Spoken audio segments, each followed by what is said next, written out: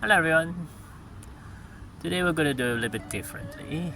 Today here we have a very beautiful moon and it's Mid-Autumn Festival in Asia.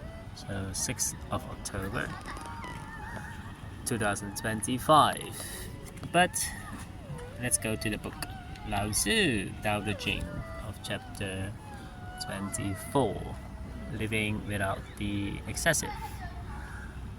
So this chapter is phenomenal because it's talk about what I preached a long time ago about the attitude of gratitude.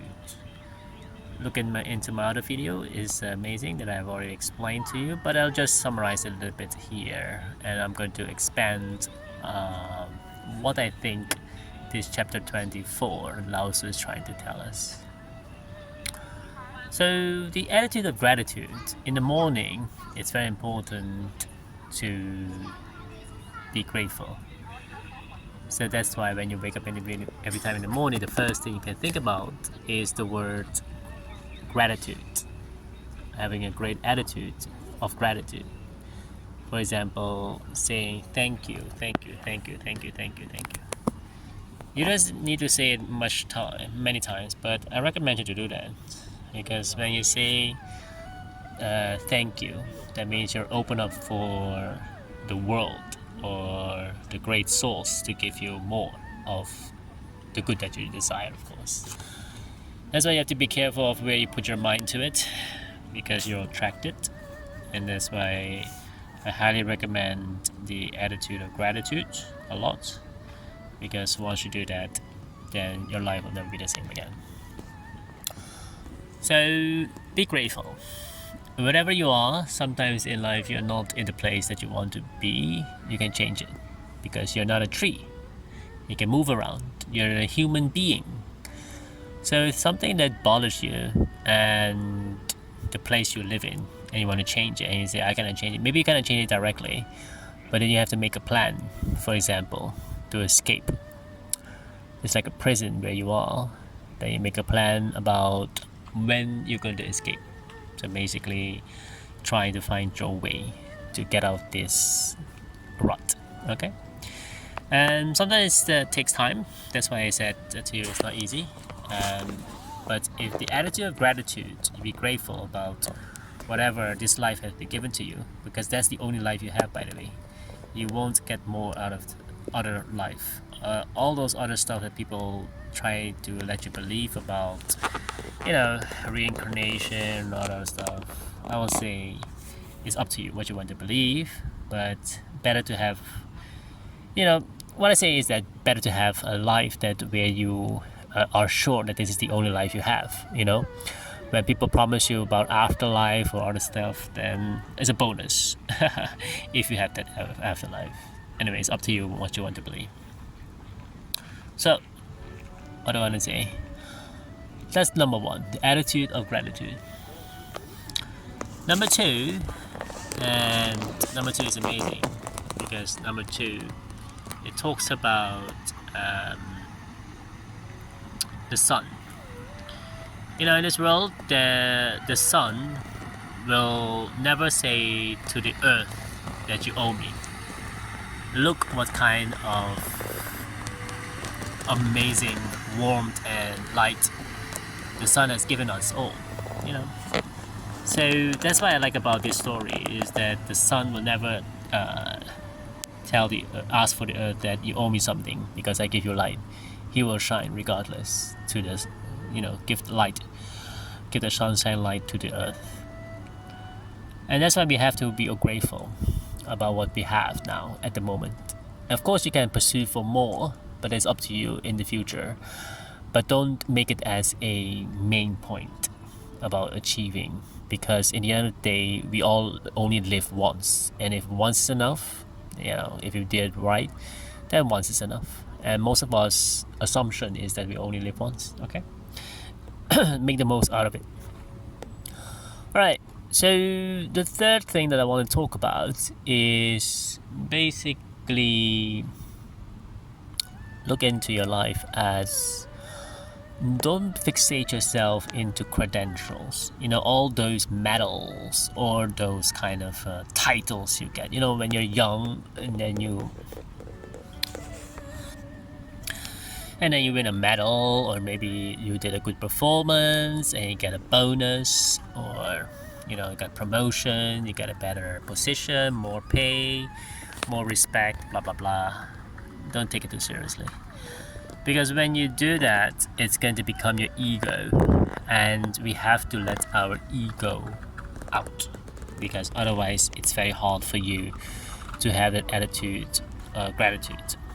Okay, so how to do that is basically very simple. In the morning, either it is your CEO or your direct line manager,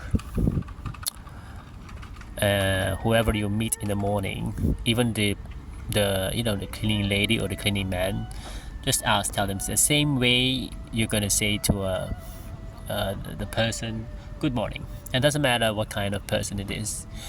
Not because you have a high position, then you look down on other people and you don't need to greet them. You're just the same attitude of gratitude, because you have to be grateful on your way up, because you will need the people on your way down. What I mean about that is that sometimes in life, circumstances can happen that you suddenly might lose your job, or suddenly you might have an accident in another country, even though you go on a holiday. Then you come back, then maybe your position is taken away because of the circumstances that you are in, blah blah blah. What I'm trying to say is that regardless of what kind of position you're taking in this life, treat each other equally. It's very tough. I try it and I'm still improving, because regardless if I meet a president of a country or I meet a beggar on the street, I'll treat each other, everyone, equally, no matter if the person is older or younger. I have respect for the old people, and I will never ignore the young people especially. So I will treat each other equally as well, because in the end of the day, we all are here as brothers and sisters. Sometimes people say, yeah, but look, he or she is younger than you, and you are now in your 40. What do you mean about learning from young people? And I said to them, we are only a little bit older than them, because by the end of the day, we are all sons and daughters from the great source, or the Almighty. So what I'm trying to say is that you have to try to be one with the world, and try to see it, try to feel it, because regardless of where you come from, which country you are in, listening in, you are awesome.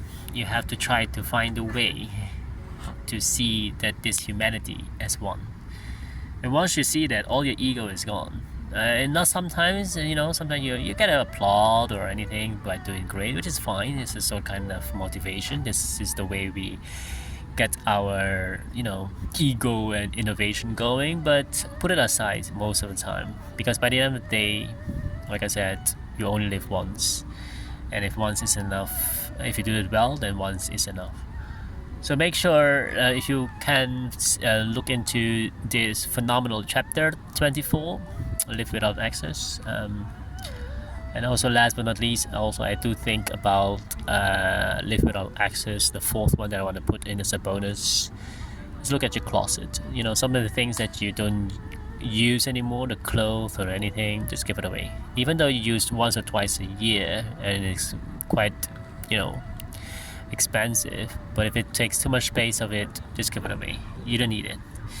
It's better that you empty your closet for the good that you desire. And what I mean is also the same as your sofa. If you don't like your sofa, just give it away, so that you empty the space for the good that you desire, so that something else will come into its place.